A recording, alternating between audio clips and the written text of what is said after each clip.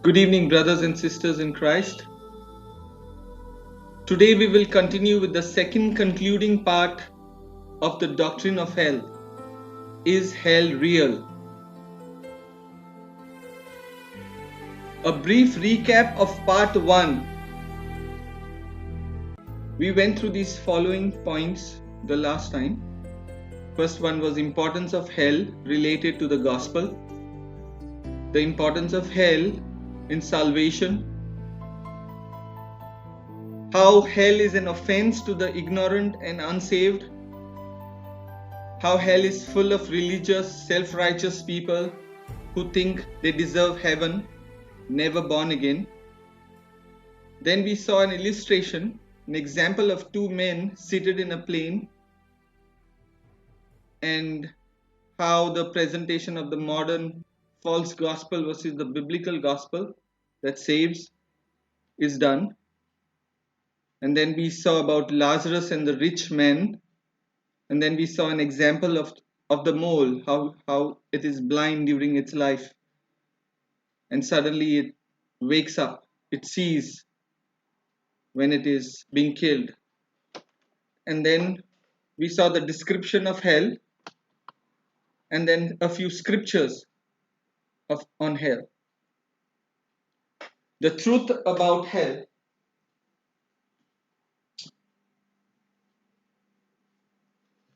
Let's move on now to the second part. The population of the world as on date, as you must be knowing, is approximately 7.8 billion people. 2 people die every second. 7,000 people die every hour all over the world. 50 lakh people die every month. As men walk around, they say peace and safety, and the word of God says that sudden destruction takes hold on them. And the Bible clearly says that only a few will be saved. Before we move on, just a small prayer. Oh Father, even as I preach your word on this, O Lord, how I have been reminded how much I deserve this place, how much I deserve the torments that I'll describe today, how I lived most of my life in ignorance and rebellion against you.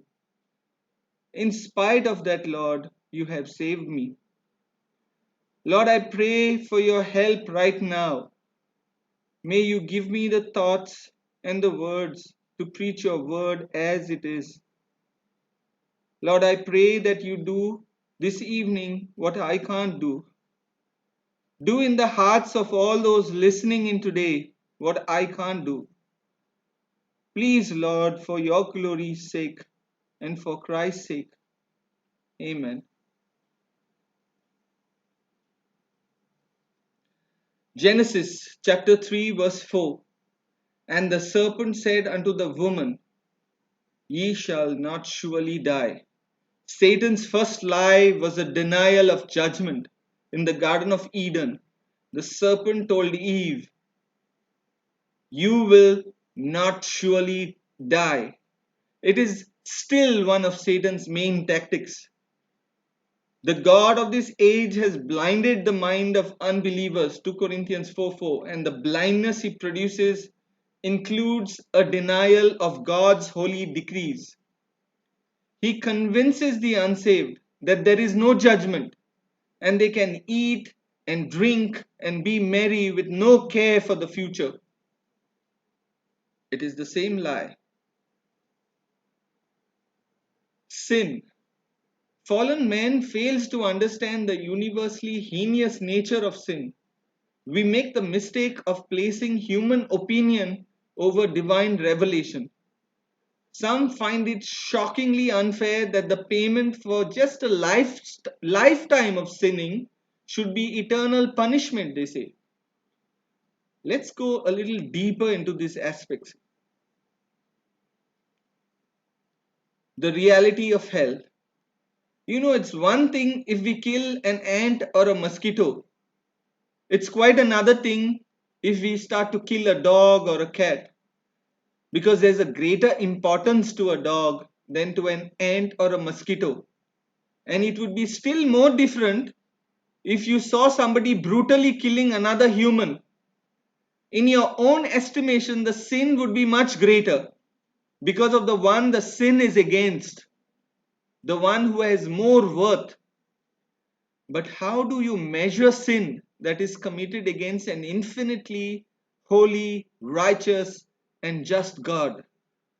Even the smallest sin committed against an infinitely holy God is infinite, it is infinitely wicked.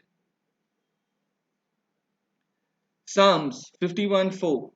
Against thee only have I sinned, and done this evil in thy sight, that thou mightst be justified when thou speak, and be clear when thou judgest. Every sin, no matter what sin, is against God. This is basically David saying, against you have I sinned. Actually, he sinned against humans. Bathsheba and her husband, even he committed adultery, and then he kills the husband by sending him to war and putting him on the front line. But he realizes that he has sinned against God. He knows every sin is against God. Every sin, no matter what sin, is against God. We have sinned against an eternal, infinite God. Even one sin is enough to condemn us to an eternal hell. Is hell really eternal? The horror and the worst thing about hell is there is no way out. There are no exits. The hell of hell is, it is forever. It is eternal. It does not end. It goes on and on and on. The Bible clearly and explicitly teaches that hell is a real place to which the wicked, unbelieving are sent after death. We have all sinned against God, Romans 3:23. The just punishment for that sin is death, Romans 6:23. Since all of our sin is ultimately against God, Psalms 51:4, and since God is an infinite and eternal being, the punishment for sin must also be infinite and eternal. Hell is this infinite and eternal death which we have earned because of our sin against an infinite and eternal creator. Is hell real? Is hell eternal? Jesus spent more time warning people about the dangers of hell than he did in comforting them with the hope of heaven. The concept of a hell, a real hell, conscious, forever and ever existent, is about the biblical teaching. The Bible talks about that, and existence in heaven also. It talks about existence in hell, it talks about existence in heaven forever. Trying to separate them is simply not possible biblically. Despite the Bible's clear teaching of both heaven and hell, it is not unusual for people to believe in the reality of heaven while rejecting the reality of hell. In part, this is due to wishful thinking. It's easier to accept the idea of a nice afterlife, but damnation isn't quite so appealing. Is hell real? Is hell eternal? Yes, it is. The Bible clearly, crystal clear, makes it crystal clear that heaven and hell are real and forever. This is the issue that bothers many people who have incomplete understanding of three things: the nature of God, that who he really is; the nature of man, the fallen, wicked nature of man as he's born into this world; and third is the nature of sin. So these are the three things they have incomplete understanding about: the nature of God, the nature of man, and the nature of sin. As fallen, sinful human beings, the nature of God is sometimes a difficult concept for us to grasp outside of the Word of God. We try to create God in our own image, sinful, wicked, unjust, unholy, and unrighteous, just like us. We tend to see God as a kind, merciful being whose love for us overrides and overshadows all his other attributes. Of course, God is loving, kind, and merciful, but he is first and foremost a holy and righteous God. His holiness cannot tolerate sin. Listed are a few instances where people have been sentenced to jail terms in excess of a human lifetime for the crimes they have committed. Just look at this list. These are a few such examples. These are just a few which I picked up. These are men convicting men of crimes committed against other men. This is the human justice system.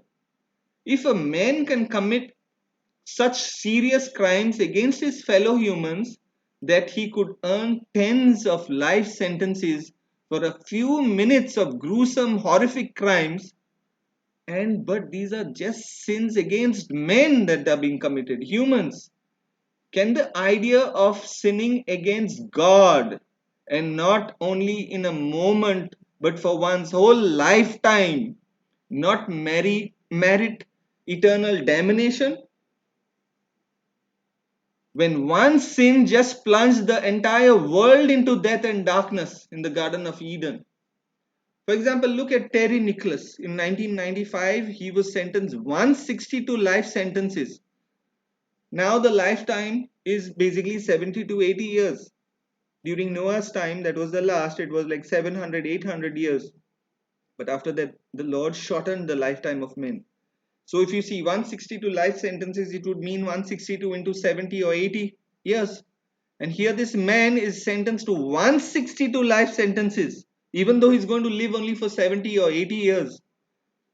It is in US 161 counts of first degree murder, arson and conspiracy. So basically this is the crime description, and here you see the individuals, and this is the period when they were sentenced, and this is the term, that is 74 life sentences, 67 life sentences, 52 life sentences, 49 life sentences, 35 life sentences, 28 life sentences. This is the countries which it took place. How then, they ask, can God punish a simple earthly life of sin with suffering that lasts forever? When man is doing this, time spent committing a crime is usually irrelevant in deciding the sentence. For example, a violent, life threatening assault on somebody may be over in less than a minute. But would less than a minute in jail be a right sentence for such a crime? Think about it. Remember, your own or man's commitment to justice is like a drop in the ocean when it is compared to God. It's like the justice of a child dressed for a fancy dress competition as a judge compared with a real Supreme Court chief judge. God is just. When answering the question, how can a loving God send someone to hell? Another facet of God's nature comes into play. God is not only love, but He is perfect justice as well. To excuse our sin would require God to be less than just and to allow sin tainted humans into His perfect heaven would make heaven less than perfect. In fact, heaven would be turned into hell. Beware of manufacturing a God of your own, a God who is all mercy but not just, a God who is all love but not holy, a God who has a heaven for everybody but a hell for none. Such a God is an idol of your own. It's in your mind. He does not really exist. Such a God does not exist. The true God has revealed himself in the Bible. The dominant biblical attribute of God is not His love, but His holiness. He has zero tolerance for sin. He is of purer eyes than to see evil and cannot look at wrong. Habakkuk 1:13. A fundamental fact utterly ignored by today's permissive society, allowing all kinds of wickedness. Satan continues his efforts to make sin less offensive, heaven less appealing, hell less horrific, and the gospel less urgent. The dreadfulness of hell deepens. The dreadfulness of hell deepens our grateful praise for the salvation we have in Jesus Christ. Hell is what we all deserve, and hell is what He experienced on the cross in our place. Believing the truth about hell also motivates us to plead to people to be reconciled back to God. The question isn't why would a loving God send people to hell? The question is Why would anyone choose hell over a loving God? In this question, why would a loving God send people to hell? Here, in this question itself, we are declaring that we are more loving than God is. We have set ourselves up as God's judge and jury. To contradict the Bible's teaching on hell is to essentially say, if I were God, I would not make hell like that. The problem with such a mindset is its inherent pride, its arrogance suggests that we can improve on God's plan. We are more loving than God, we are more just than God. However, we are not wiser than God and we are not more loving or more just than Him. Think of the anger you feel when you see school children shot dead, women being raped, or people being beaten up because of the color of their skin. When you analyze that anger, its root is love. We have so elevated the love of God over the wrath of God and over the holiness of God, over the justice of God, that we have air conditioned hell itself. God is loving, both loving and just at the same time. Many who reject the idea of eternal damnation do so because they find it difficult to believe that a loving God could banish people to a place as horrific as hell for all eternity. However, God's love does not negate His justice. It does not negate His righteousness. It does not negate His holiness. Neither does His justice negate His love. In fact, God's love has provided the way of escape, a way to escape his wrath, the sacrifice of Jesus Christ on the cross. John 3:16 to 18. There is an old joke that went around. It goes like this: in the beginning, God made man in his own image. And since the fall, man has been seeking to return the compliment. That is, to make God in the image of fallen, wicked men. Isaiah 6:3. Here we look at God's justice stems from his holiness. I never cease to remember in my own heart and mind that when Isaiah saw the vision of the Lord, where he was shown the Lord's glory in chapter 6, verse 3, of all the attributes that he would have heard, the angels sang about his holiness. See what they sang in Isaiah 6:3. All the angels flying around him, what were they saying? Holy, holy, holy is the Lord of hosts. The whole earth is full of his glory. They were talking about his holiness, that attribute of his in the third degree. The nearer a man lives to God, the more intensely he mourns over his evil heart. Hell is real. Isaiah 5 verse 14. Therefore hell has enlarged itself and opened her mouth without measure. Their glory and their multitude and their pomp and all he that rejoices shall descend into it. The doctrine of hell is a wake up call to us that our sin is not ultimately against one another, it is ultimately against God. Do you realize that? Let me repeat that. Every sin that we commit is not against another human being, it's not against yourself, it's not against it. It is a secondary thing. It is ultimately against God himself. Every sin that you commit, you are up against God. You are trying to challenge and mock him. Often we see God for what he can do for us. God is mainly there to answer our prayers and bless us. God is there to take care of our problems. He's there to help us heal our marriage. He's mainly there to tackle and take care of us. He's like a Santa Claus, a genie in the bottle, who's there just waiting for us to call upon him to do whatever we wish. That's where we come up with a God who's all about our health, our wealth, and our prosperity. But again, the doctrine of hell, it jumps in our face. It sends a disturbing message of realization that there is a God here that we cannot manipulate, that there is a God here that we cannot minimize. He's going to hold each and everyone responsible. He's going to hold each and everyone accountable. He is a God whose anger burns against the wicked and disobedient. Isaiah 5:25, Hosea 8:5, Zechariah 10:3. He is not only a loving God, he is love itself, we are told. But the Bible also tells us that he hates all manner and types of sin. Proverbs 6:16 to 19. And while he is merciful, there are limits to his mercy.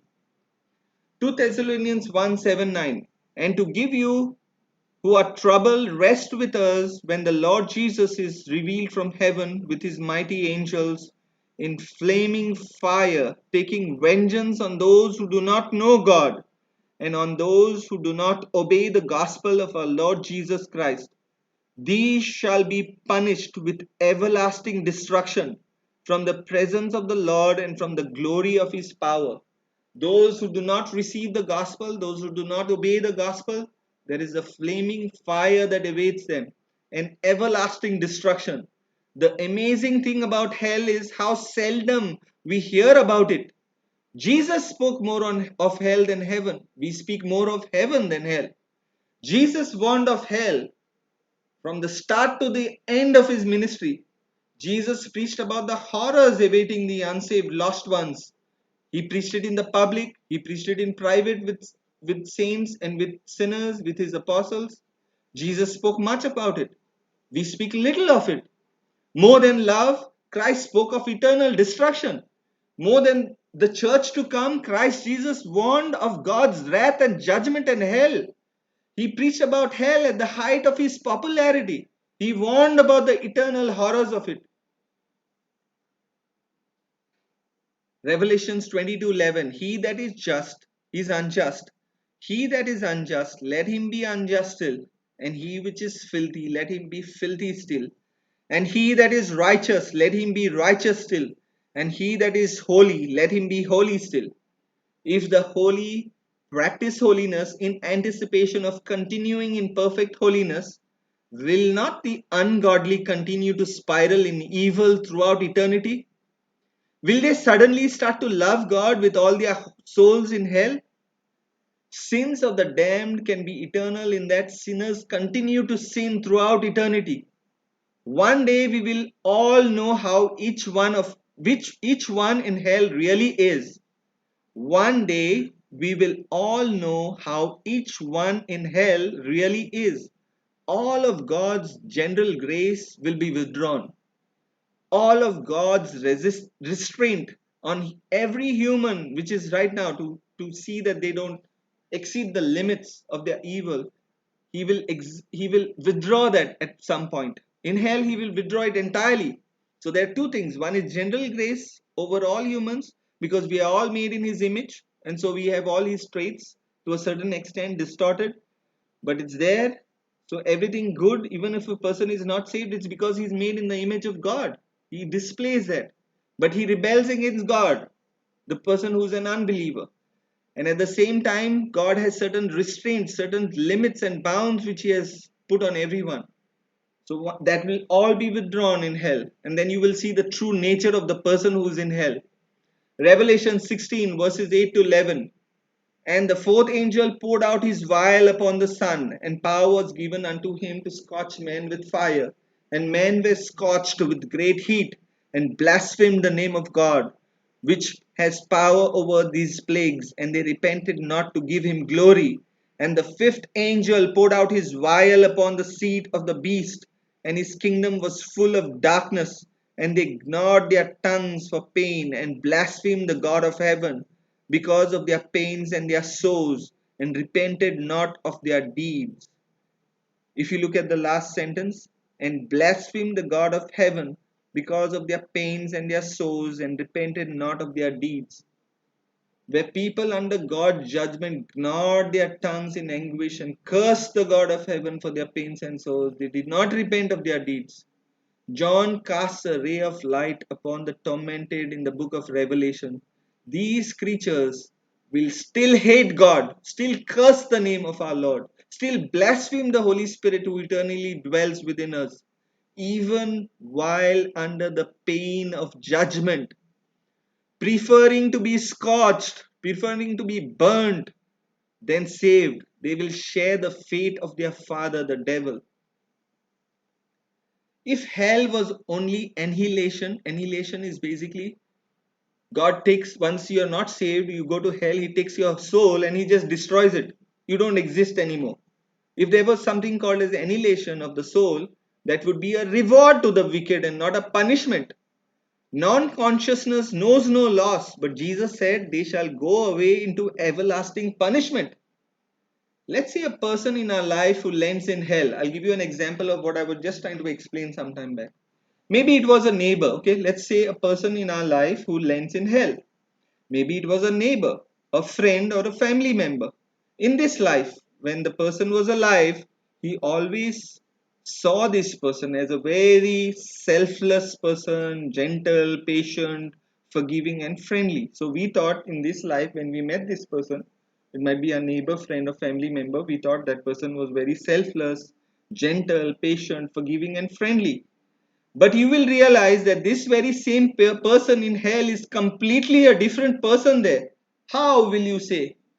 Because after God has withdrawn the general grace, withdrawn the borrowed virtues from him, and withdrawn the restraint he has placed in such a person's life, the full fury of this person's wicked heart will be unleashed. The person will be fully given over to his sins. The hatred of God, the lustful thoughts, the greed, the slander, all will come forth. The seed of evil on earth will grow into a forest there. Remember, while citizens of heaven are their most fallen on earth, citizens of hell are their most human on earth because of God's general grace and because of his restraint. Because of this, you don't see the full nature of a person who rejects the gospel. So beware of that. Eternal hell. Check it out before you check out. In this postmodern era, many go to great lengths to assure one is not offended, and the biblical doctrine of hell is considered offensive. The wisdom of this world is focused on this life with no thought of the life to come. Hell, in one sense, is the opposite of heaven. Heaven is this ever increasing further into joy, into life, into God. Hell is the opposite of that. It's an everlasting movement away from God and everything that He is. Some will say, when I get to hell, I'll have a big time with my crowd. Those that I enjoyed my drunken parties and my wickedness here upon the earth. No, my friend, you will scream when you go to hell with them just like they scream now. There is no mercy in hell. There is no peace in hell. There is no rest in hell. It's nothing but weeping and wailing and gnashing of teeth in hell. A place of indescribable pain. Let's just go back to the story about Lazarus and the rich man. As you must have realized, it's not a parable Jesus was talking about, because when the Lord Jesus told parables, he never mentioned anybody's name. But in this story, the Lord Jesus mentions three names: Abraham, Lazarus, and Moses. So the Lord is speaking about real people here, and he is talking about a real place. It's a story of two beggars, like I said last time, one in time and one forever. Which one are you willing to be? You can't have the best of both the worlds. Make your choice. If you choose Christ, you could lose everything in your life, including your own life. Make your choice today. Don't be an eternal fool, an eternal beggar who will be begging for a drop of water forever and ever and ever. There are no exits there. In the story of Lazarus and the rich man, we look at three prayers of the rich man. We see three prayers that the rich man did. In each of these three prayers, he mentions the name of Lazarus. He now wants the man that he had no time for before. He had no time for him before. My friend, what you are hearing today is perhaps the most valuable thing you will ever hear, and that is the gospel that is able to save you from joining the rich man in a Christless sinner's hell. Don't start praying when it's too late, as the rich man did. Start praying now, ask the Lord to save you, repent, and believe the gospel. The first prayer of the rich man was a prayer for relief. He said, send Lazarus with a drop of water on the tip of his finger to put on my tongue. He was burning in agony. He wanted relief. So the first prayer of the rich man was a prayer of relief. The second prayer of the rich man was he prayed for his relatives. He asked for Lazarus to be sent down again to warn his 5 brothers. So the first prayer was for relief from the agony that he was in. The second prayer was prayed for his relatives. I believe that if the rich man could communicate with us this evening, he would say, Preacher, warn your people, warn them. They that do not know the Savior, warn them about this awful place of torment. That's what we are doing today. We are simply warning you if you are not saved. Turn to Jesus and be saved. The third prayer, the third and final prayer of the rich man in hell, he prays about repentance. The rich man went down into hell knowing that sinners need to repent. He mentions this word there in the depths of hell. He never did it himself. Now he thinks of his brother, that his brothers will do it if someone went from the dead to warn them. But Abraham answers him in the negative. He says they had Moses and the prophets. Souls today put no value on the gospel of Jesus Christ. Souls today, thousands of souls today ignore the preaching of the gospel, and they ignore the Christian who distributes a gospel tract, or they trample on their feet the prayers of those who are interceding for them at the throne of grace. And they count all these things as nothing, they ignore them. But whenever they die and pass into God's eternity, suddenly they remember the gospel tract. Oh, that gospel tract. If only I was given it again. Oh, that sermon that I turned a deaf ear to.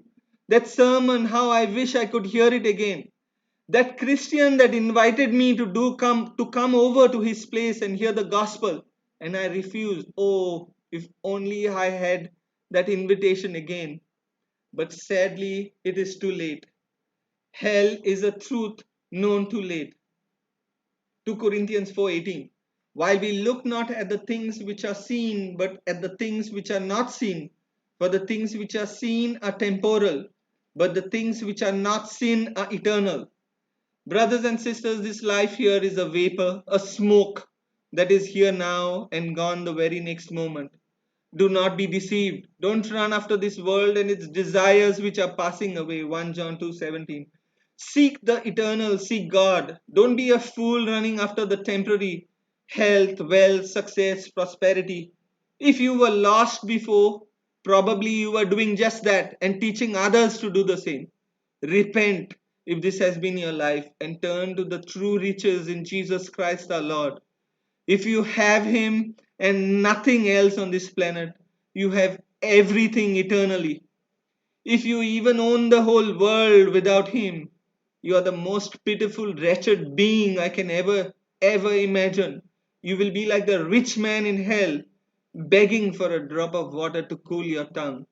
Wake up before it's too late. Jude chapter 1 verse 3. Contend for the faith.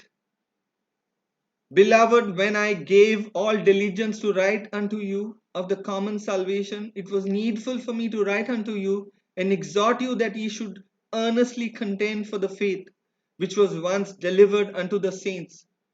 Contend for the faith which was once delivered unto the saints.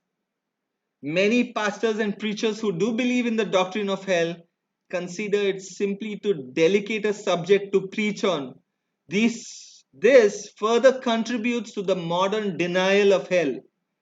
Congregants in churches where hell is not preached are ignorant of what the Bible says on the subject and are prime candidates for deception on this issue. A pastor, preacher's responsibility is to contend for the faith which was once delivered unto the saints. Do not pick and choose what parts of the Bible to live out. For I have not shunned to declare to you all the counsel of God. Acts 20:27. We are to teach and preach the whole counsel of God, not parts and pieces. We are not in a buffet at a party to pick and choose. John 3:36. He that believes on the Son has everlasting life, and he that believes not the Son shall not see life, but the wrath of God abides on him. If you are not in Christ, it means what it says. His wrath is upon you right now. God hates you. God's wrath, his anger is directed towards you more than some that could be in hell right now at this moment. It could be more than that wrath which is on you right now. You might not feel it, but God hates you right now because it clearly says here, but the wrath of God abides on him who does not have the Son. You say, how can that be? Yes, because some of you have sinned in the face of greater light. God's word says, to whom much is given, much is required. That servant who knew his master's will and didn't do it will be beaten with greater stripes. Luke chapter 12, verse 47. 2 Timothy 2:15. Every Christian is a theologian. Look here, 2 Timothy 2:15. Study to show thyself approved unto God, a workman that needs not to be ashamed, rightly dividing the word of truth. Every Christian is a theologian. Theology is the study of God. If you're a Christian, you must know him. It's a command, not just for pastors and preachers. It's for every Christian to study the word of God for yourself so that you are not deceived by men. Trust only in the Lord, says the word, his word. Cursed is the man, says the Lord, who trusts in a man, and blessed is the man who trusts in the Lord. Jeremiah 17, verses 5 and 7. 2 Peter 3:9. The Lord is not slack concerning his promise, as some men count slackness, but is long suffering to usward, not willing that any should perish, but that all should come to repentance. If we understand the nature of our Creator, we should have no difficulty understanding the concept of hell.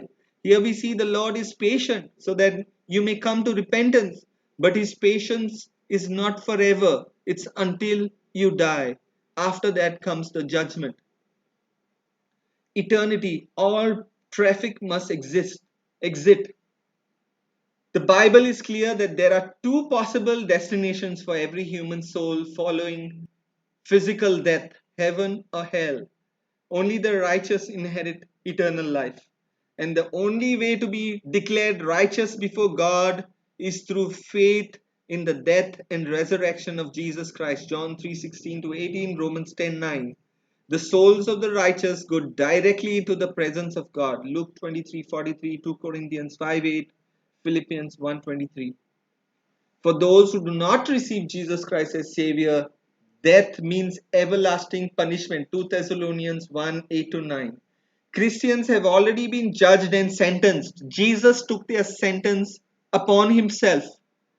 Our sin becomes his, and his righteousness becomes ours. There is double imputation when we believe in him.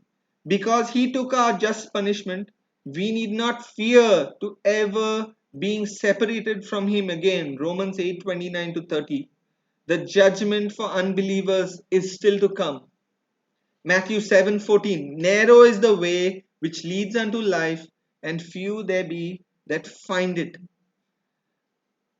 By preaching a lawless gospel, the false teachers are ushering multitudes through hell's broad gate, a gate that is oiled smooth by modern evangelism. The very church which the world likes best is sure to be that which God hates most. There was a day when the whole world went to hell, except for one tiny minority, Noah and his family, just 8 of them. Jesus warns us in Matthew 24:37, but as the days of Noah were, so shall also the coming of the Son of Man be. So, besides the wickedness of the society in the days of Noah, only a very few will be saved. Don't follow the crowd. You need to break away. The crowd is on the way to hell. Hell has no exits. Scripture is resolute. There is no means of escape out of hell. Hell has no exit and heaven has only one door. John 14:6. Hell shows us and puts a proper estimate upon the cross of Jesus Christ, because when you throw the doctrine of hell out of the door, you have just begun to undermine the whole truth behind the cross of Jesus Christ. Jesus said, I am the way, the truth, and the life. No one comes to the Father except through me. Jesus is God himself in the flesh. He told us there is only one way to escape hell before entering it. That's it. That it is him, to trust in him. You can only pass from death to life in this life before entering an irreversible chamber of unspeakable woe. This means that what you do with Christ right now counts forever. Luke 16, verse 26. And before all this, between us and you, there is a great gulf fixed, so that they which would pass from hence to you cannot, neither can they pass to us that would come from there. Father Abraham tells the writhing sufferer why his condition could not be remedied. There was no exit door. The divide between eternal heaven and everlasting hell is made hard and fast by God's eternal decree. The word fixed in Luke 16:26 has about the same meaning as our phrase cast in concrete. People will perish once they have passed the doorway of death without knowing Christ, the biblical Christ, the God of the Bible, the one true living God. Romans 1 verses 18 to 20. For the wrath of God is revealed from heaven against all ungodliness and unrighteousness of men who hold the truth in unrighteousness, because that which may be known of God is manifest in them, for God has showed it unto them. For the invisible things of him from the creation of the world are clearly seen, being understood by the things that are made, even his eternal power and Godhead, so that they are without excuse. Men are without excuse. Looking at creation, looking at the conscience that is put, all men know that God exists. Where is hell? It is called a bottomless pit. Revelations 9:2. It is beneath our feet. Isaiah 14:9. It is in the lower parts of the earth. Ephesians 4:8 to 9. It is in the heart of the earth. Matthew 12:40. It says they went down. Ezekiel 32:27. Where is down? Where north, south, east, and west meet. Now let's look at the meaning of Sheol before we go deeper into the location of hell. The meaning of Sheol and Hades and hell, what it means. In the Hebrew scripture, Old Testament, the word used to describe the realm of the dead is Sheol. It simply means the place of the dead or the place of the departed soul spirits. The New Testament Greek equivalent to Sheol is Hades, which is also a general reference to the place of the dead. Sheol and Hades are the current temporary destination of hell right now at the center of the earth. The lake of fire is the second death, the permanent hell where the temporary hell right now and death will be cast into it in the outer darkness. Sometimes Jesus used the word Gehenna, which is the Greek word for the Hebrew Gehinnom, meaning the valley of Hinnom. Hinnom.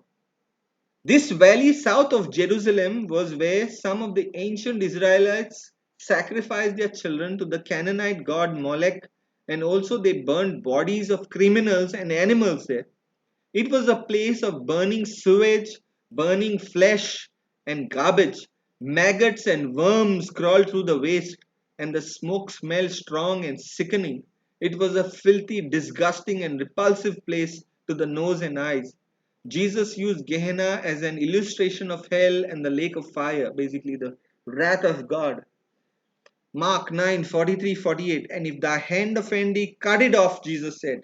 It is better for thee to enter into life maimed than having two hands to go into hell, into the fire that never shall be quenched, where their worm dies not. Here in this passage, we have the greatest disclosure of hell. Better to lose your eye, better to lose your hand that makes you sin, which offends you. It is better to cut it off. Someone coming to the church with one hand and is saved is better than the one who's coming to church with both his hands and is not saved, because that person will go to a place with his hands and legs and will be burned for the rest of eternity, to a place of eternal torment and constant uncleanliness, where the fires never cease burning and the worms never stop crawling. Here we see the fires that never shall be quenched, where the worm dies not. Revelations 9:2. And he opened the bottomless pit, and the smoke arose out of the pit like the smoke of a great furnace. So the sun and the air were darkened because of the smoke of the pit. Smoke of the pit darkens the sun here. No wonder the devil and his agents hate the book of Revelation so much. They don't want them to feel fear and get saved.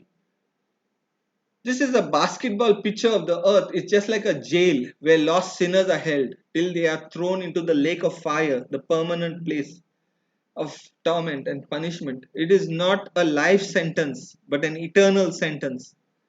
When a lost man dies, his body goes into the grave and his soul, the real him, goes to hell. This earth is spinning on its axis 1000 miles an hour. 24 hours it finishes a full turn. And there is a force called gravity. If you throw anything up, it falls down. If you drill a hole into the earth and you throw some object in it, it will go down to the core. This gravitational force goes down to the core of the earth.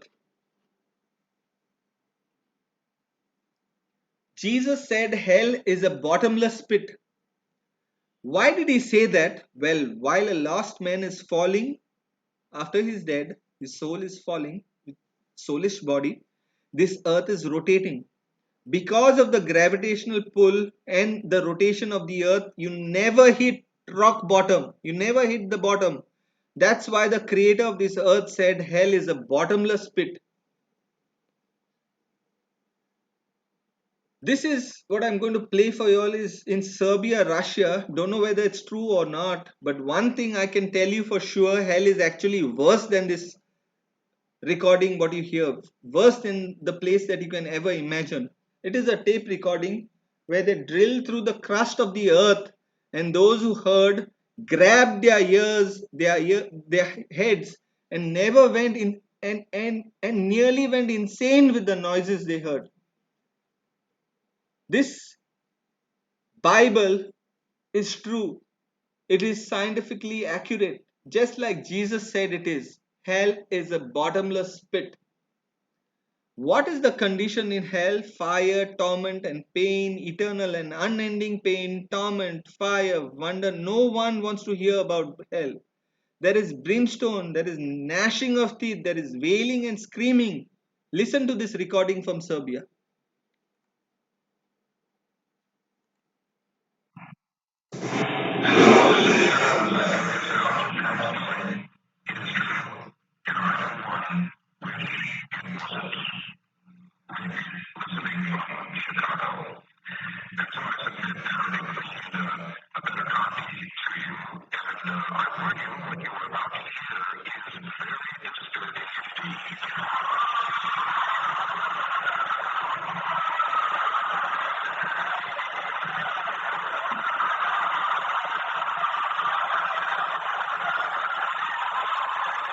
In the story of Lazarus and the rich man, we learn that, like the Hades of Greek mythology, the biblical Sheol has two compartments: Hades proper, where the rich man is sent, and Abraham's bosom, where the angels carry Lazarus. Hades proper is a place of torment where the fire causes anguish to the souls imprisoned there. Abraham's bosom, on the other hand, while within shouting distance of Hades, is separated by a great chasm and is like the great Elysium, a place of comfort and rest. The rich man died, and in hell he lifted up his eyes, weeping, screaming, and gnashing his teeth, a soulish body never hitting rock bottom. When you die, your body returns to the dust, but you are not just your body, you have a soul, a soulish body. Because the rich man lifted up his eyes, he could feel and sense everything you can feel now. He had a memory. He said to send Lazarus to dip his fingers and cool his tongue. He had a tongue, he had a soulish body. He could remember, he could feel, he could see Lazarus. He could see Father Abraham across the gulf. That's the reality of hell. His physical body was buried, but his soulish body was in hell. At the resurrection, all soulish bodies will be getting a permanent body, just like Jesus said. Believe in this book, the Bible, not your mind, the devil's lies, and this world's trash. Following his death for sin, Jesus travels to Hades, to the city of death, and rips its gate off the hinges. He liberates Abraham, Isaac, Jacob, David, John the Baptist, and the rest of the Old Testament faithfuls, ransoming them from the power of Sheol. Jesus emptied the heart of the earth, paradise, and now they are in the very presence of God. Now, all that is left in the heart of the earth is hell, all the unsaved, basically. Now, paradise is no longer down near the place of torment, but is up in the third heaven, the highest heaven, where God dwells. Now, there is no one in the lake of fire. The wicked, however, remain in Hades in torment until the final judgment, when Hades gives up the dead and all those who dwell there, and they are judged according to their deeds, and then death and Hades are thrown into the lake of fire. Revelations 20:13 to 15. So the ones who are there out at the center of the earth are only the unsaved. The saved go straight to heaven in the third heavens in the presence of God. In hell, you will never walk up to a fountain or a spring. You will never walk with a glass of water in your hand when you are thirsty.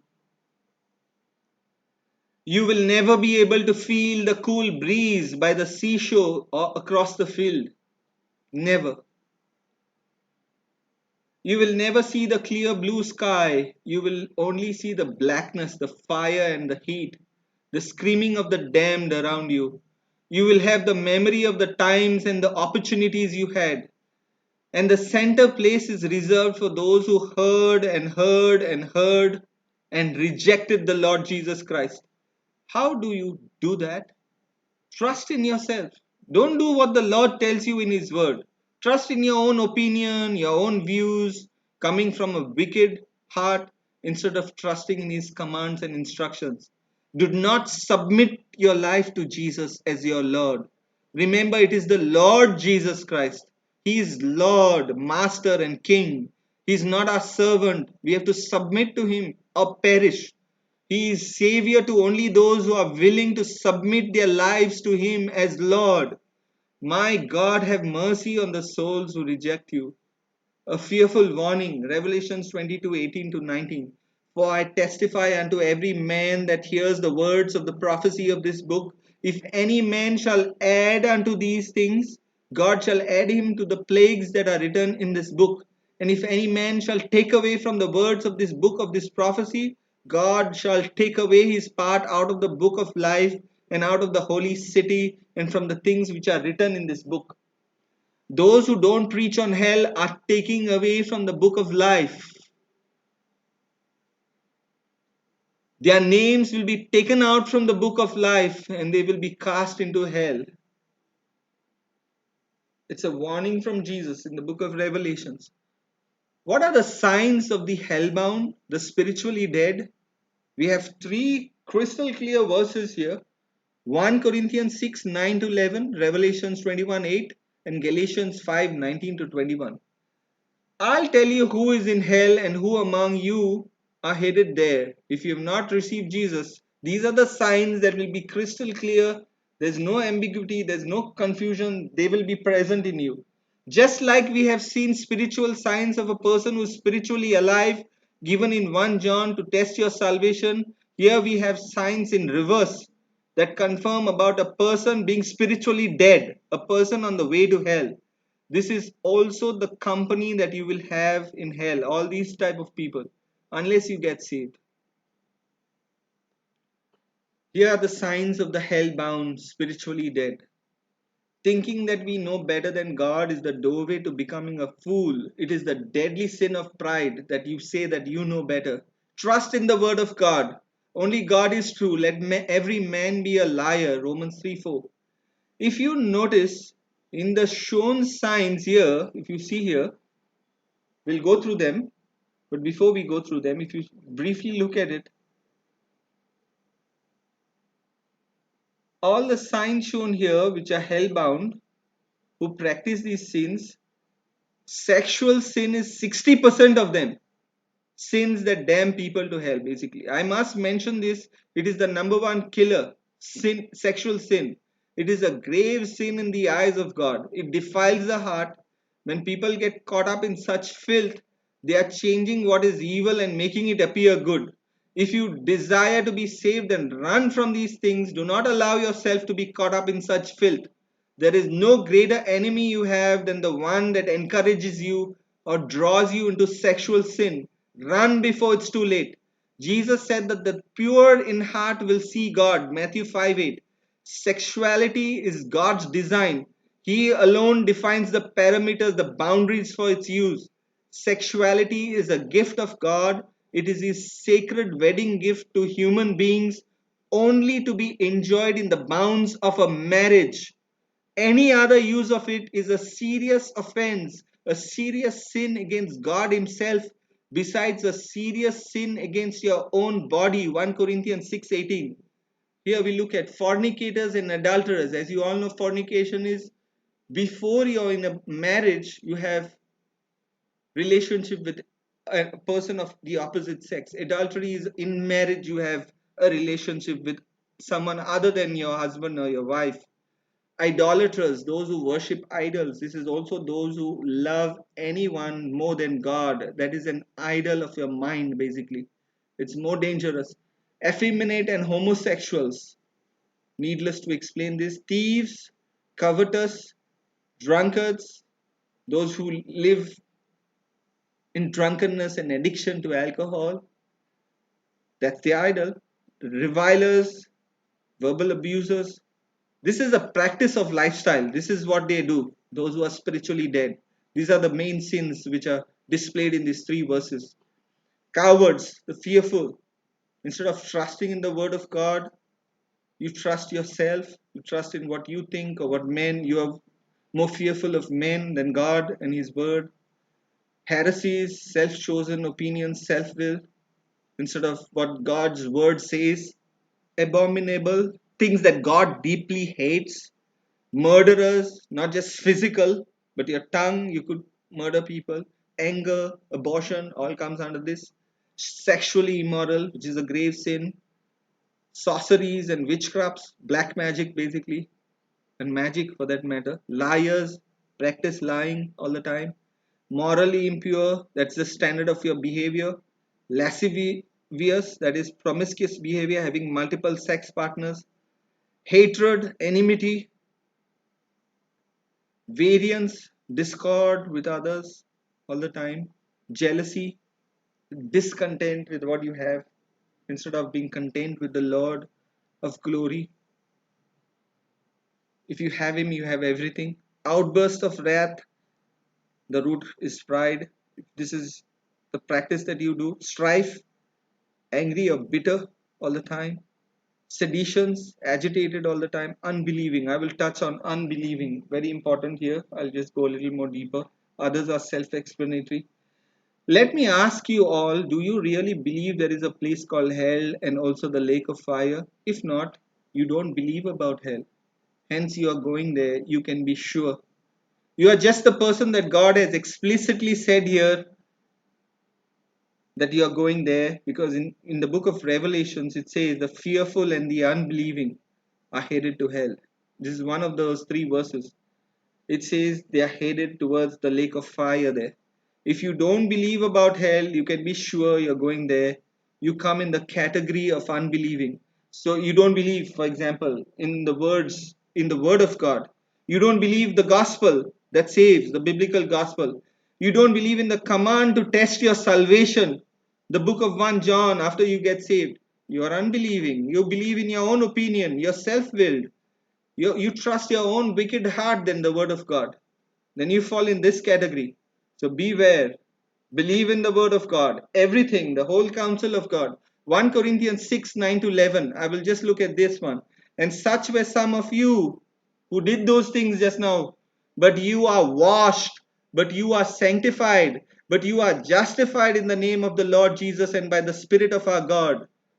So here's some of you, it says, who are saved now, were there in those, you were there lost before, but you are washed now, but you are sanctified, you are made holy, but you are justified by God in the name of the Lord Jesus and by the Spirit of God. And such were some of you, but now you have been born again, changed by God, regenerated by God. You become a child of God. You don't practice such sins anymore.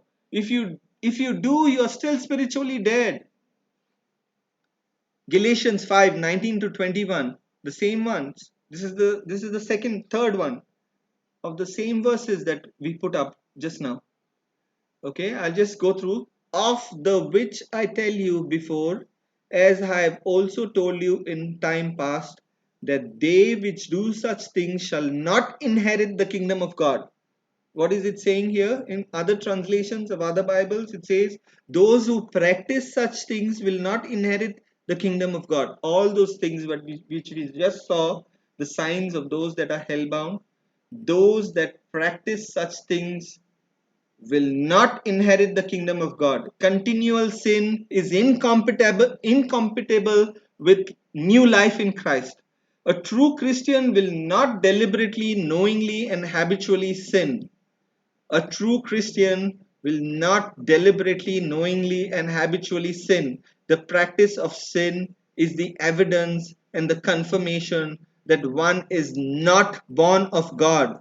Doing confirms being. God's seed cannot make peace with the pattern of sinful behavior. 2 Corinthians 7:1 Having therefore these promises, dearly beloved, let us cleanse ourselves from all filthiness of the flesh and the spirit, perfecting holiness in the fear of God. Many today want to escape the penalty of sin, that is hell, but they do not want to give up their sin. It's impossible for those who do not repent of their sinful lifestyle ever to dream of entering heaven. They will be deceived by their own wicked hearts to hell. Repent of all your sinful lifestyle and turn to God in Jesus Christ and plead to Him to save you. Only when we understand the holiness of God will we ever understand the depth of our sin towards Him. If you are truly born again, have you got divine life in you, divine nature? Are you a child of God? Then you will have a desire to be holy, a desire to obey the Lord, submit to His word, submit to His order in your life. For God has not called us to uncleanliness, but unto holiness. 1 Thessalonians 4:7. God hates sin. It is His uncompromising enemy. Sin is vile and detestable in the sight of God. The sinner and God are at opposite poles of this moral universe. Holiness is not to love Jesus and do whatever you want. Holiness is to love God and do what He wants. True faith can no more be without holiness than true fire can be without heat. Hebrews 12:14 Follow peace with all men and holiness, without which no man shall see the Lord. God is not going to negotiate His holiness in order to accommodate us. If there is not at least a yearning, a desire in our hearts to live a holy life pleasing to God, we need to be seriously questioning whether our faith in Christ is genuine. The greatest miracle God can do is take an unholy person out of an unholy world, make him holy, and put him back into this unholy world and keep him holy. That's what He does to those that are His sheep. Not believing there is a hell does not make it disappear. A church that ignores sin and repentance is the entrance of hell. It's a gateway to hell. A preacher or pastor who refuses to preach on sin and repentance and hell is the mortician of hell. He's the undertaker to hell. So beware of them. Those who laugh at hell will one day never laugh again. We cannot afford to let down our Christian standards just to hold the interest of people who want to go to hell and still belong to a church. Unity without the gospel is a worthless unity. It is the very unity of hell itself. Today we are preaching an acceptable gospel. We make it as painless as possible. We give people a shot and put them to sleep so that they get to hell quicker. What do you do to go to hell? Nothing. Just do nothing. That's all you need to do to go to hell. You don't have to thumb up your nose at God or blaspheme the name of Jesus. Just coast on. Just do what you're doing. The great sin of all is I can manage my life without God. Be independent of God. Be independent of God's ways, His order, His law, His word. Run your life your way. Run after this world. Run after your heart's wicked desires. Run after the lust of the eyes, lust of the flesh, and the pride of life. And down in the pit of hell, you're going to remember every time your pastor or preacher said, now is the time. Now is the day of salvation. You are going to remember that forever. The party ends in hell. Whatever you do, it's going to end one day. However, the good news is that God is also merciful. The gospel is the good news of God's grace. In His rich mercy, He made a way for sinners to avoid the punishment of hell by trusting in the atoning work of His Son, Jesus Christ. Mark 16, verse 16. God became a man in the person of Jesus Christ. He lived a perfect life which we should have lived, and in the due course of time, He went and died the death on the cross that we should have died to pay for the penalty of our sin.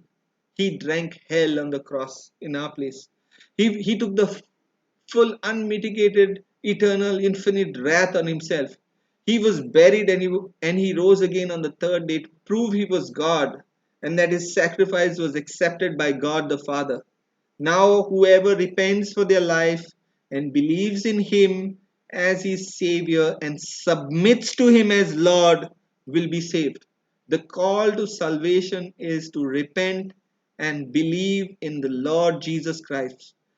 Repent and believe the gospel. You are one heartbeat away from eternity. Are you prepared to meet the Lord? Have you tested your salvation if you've understood the gospel? After you die, you will meet God. It is appointed unto men once to die, but after this, the judgment. Every sin in the history of the world will either be punished in hell or it will be punished in Christ. If Jesus is the bread of life, loss of Jesus means starving for the rest of eternity. If Jesus is the light of the world, loss of Jesus means darkness. If Jesus is the good shepherd, loss of Jesus means wandering alone and lost. If Jesus is the resurrection and the life, loss of Jesus is eternal death. And if Jesus is the Lamb of God, sacrificed for our sins, loss of Jesus means paying that price by ourselves. The national anthem of hell is I did it my way. I went by my opinion, what I thought was right instead of what God revealed in His Word. I trusted in my wicked wisdom instead of divine wisdom, the Word of God, the Bible. Every one of us shall give an account of himself to God. Romans 14:12. Morality may keep you out of jail, but it takes the blood of Jesus Christ to keep you out of hell. There is no forgiveness of sin without the shedding of blood. Hebrews 9:22. There is no forgiveness of sin without death. Romans 6:23.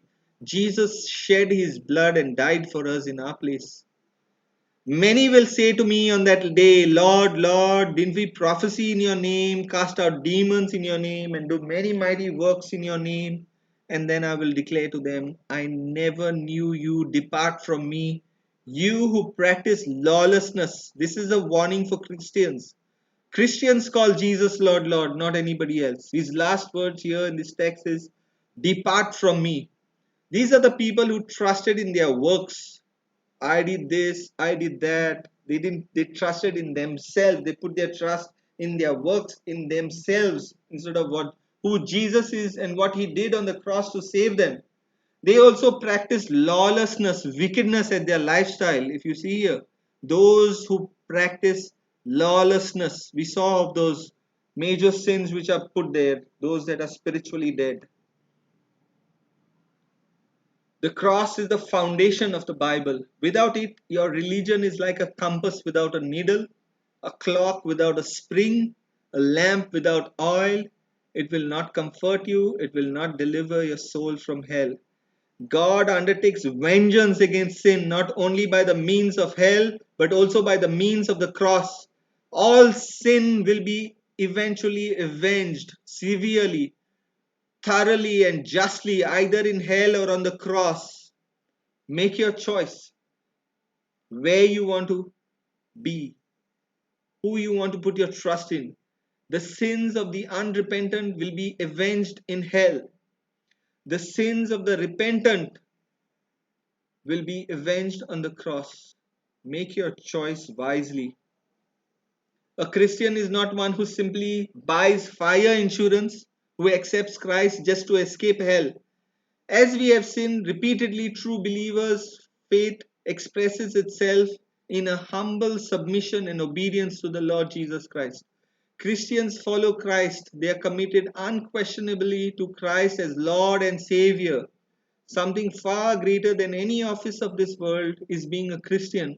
If you are God's, He has called you to holiness and purity. Kiss the world goodbye with all its pleasures, its pomp, and its pride, which is on the way to hell.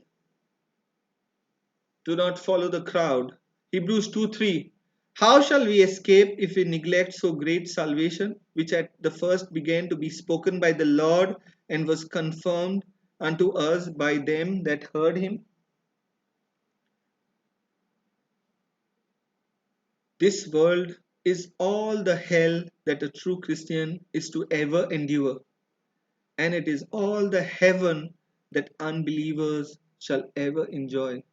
I'd rather stand with God and have the world my enemy than to go along with the crowd to eternal destruction. The only way you're living your best life now is if you're headed for hell. Surely it is better to enter into eternal life with a few than to go to hell with a great company. Life is too short, too precious, too painful to waste on worldly bubbles that burst. Heaven is too great, hell is too horrible, eternity is too long that we should putter around on the porch of eternity. Don't run behind this temporary passing away world. Don't be a beggar forever and ever for a drop of water, burning in torment for eternity under the wrath, the extreme anger of God. Turn to Jesus today. Many slip into hell with their hands on the doorknob of heaven.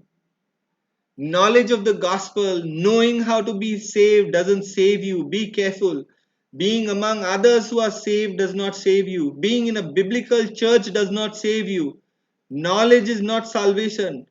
Wisdom is the right use of knowledge. You can't have divine wisdom if you do not have fear of God. Fear of God is to hate evil.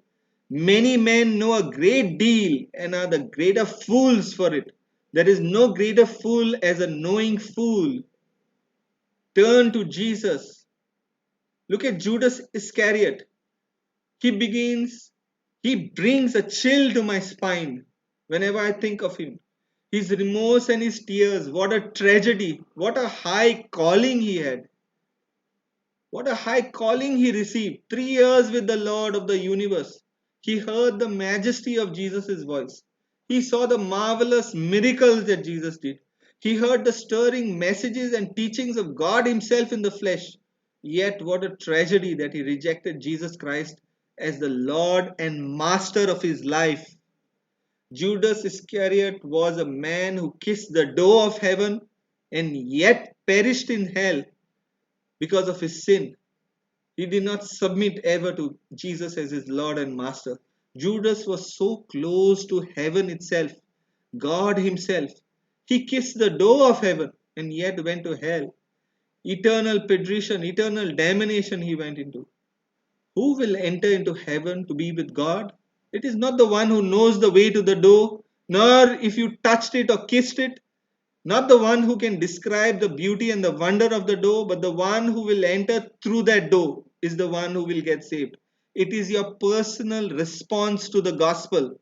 Yes, it is possible to know that door and yet to be lost in sin and doomed to an eternal hell. Judas's story is a great tragedy, but a great truth that we should consider. Satan can make men dance on the brink of hell as though they were on the verge of heaven. What has been your response to the gospel? Have you repented for your life and put your trust in the Lord alone? Have you repented and believed the gospel to humble submission to the Lord? Has the Lord changed you? Do you experience a radical change in your life? Has the Lord regenerated your heart? Is He more precious to you than anything else in your life? Have you turned your back to all your sinful lifestyle? Do you experience a love for the true God who you hated before, and have you developed a growing hatred for all of your sin that you loved before? Are you growing in holiness? Have you tested your salvation as the Lord has commanded you in His word? Or are you playing games with God? Are you playing church? The more you know, the more you will be punished, says the Lord. Luke 12, verse 48. But he that knew not and did not commit things worthy of stripes shall be beaten with few stripes. But unto whomsoever much is given, of him shall be required much. And to whom men have committed much, of him they will ask the more. Here Jesus is warning those who have been given more truth. They are going to be having more stripes. They are going to be in greater trouble with him. Many who plan to seek God at the 12th hour die at 11:30. Today is the day of salvation. Don't wait for tomorrow. If you saw someone's house on fire, wouldn't you do everything you possibly could to warn them? So why aren't you doing everything you possibly can to warn them about hellfire? God forbid that any friend or relative of ours goes to an everlasting burning hell and looks at us in the presence of the Lord when we are at the judgment and says those dreadful words. You knew? You knew the truth? You knew the way to heaven? You knew the gospel? You didn't tell me? I don't want to hear those words, those dreadful words. You knew? Ezekiel 3:18. When I say unto the wicked, thou shalt surely die, and thou givest him not warning, nor speaks to warn the wicked from his wicked way to save his life, the same wicked man shall die in his iniquity, but his blood will I require at thine hands. Here's a warning here. If we don't warn, we will have blood on our hands. Acts 20:26-27.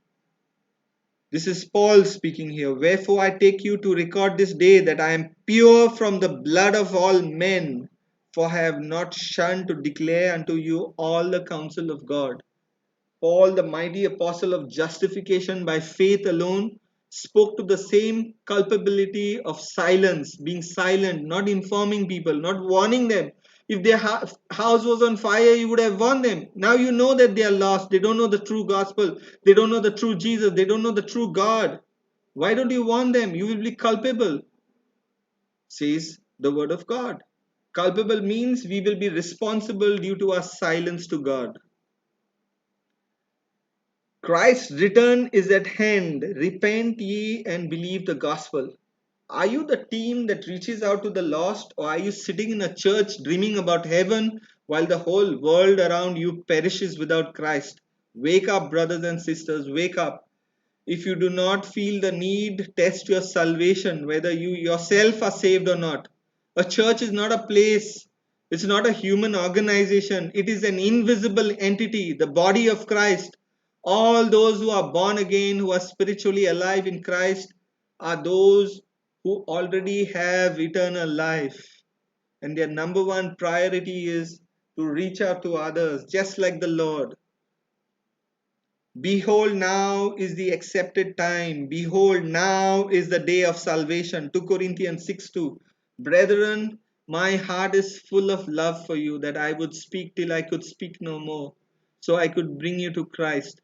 If you have never received Christ as your personal Savior, I invite you to do so now. You who have heard, will be asked what you have done with Christ. What will you say? Salvation is a personal matter. It is an individual thing. Have you repented and believed the gospel? Do you want to really trust in Christ and really get saved? If you are not born again, I invite you to fall on your knees as I pray for you.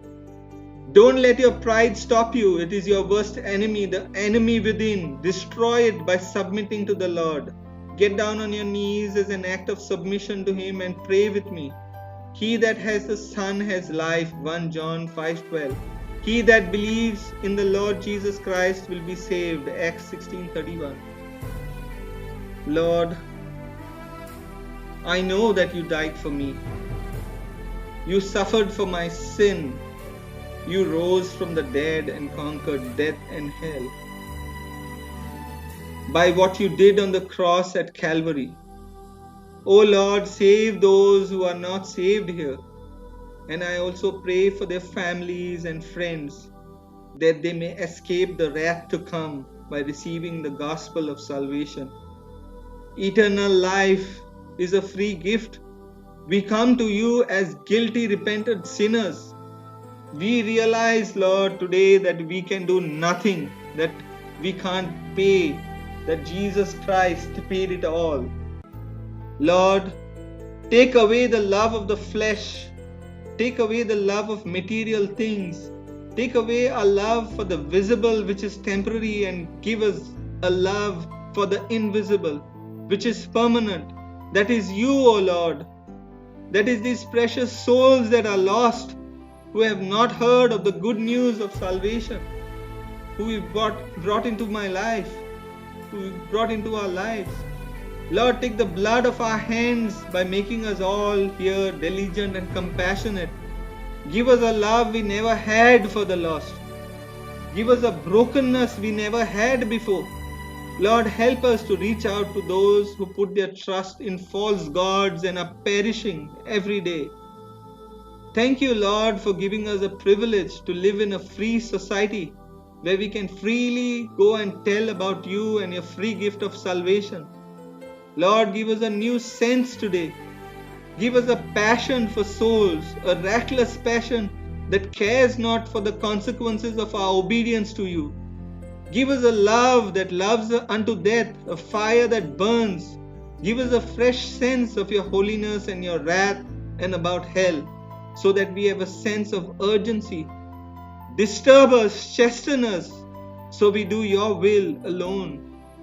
We thank you, Lord, for your word. All glory to you and you alone. Use us, Lord, in this last of the last days to make your salvation known, to share the gospel to the lost with urgency in our hearts of where they are all headed, to a Christless, tormented, agonizing hell, the lake of fire. Let your will be done in our lives and not our will. I ask all this in Jesus' precious name. Amen. Thank you, brothers and sisters, and God bless you forever.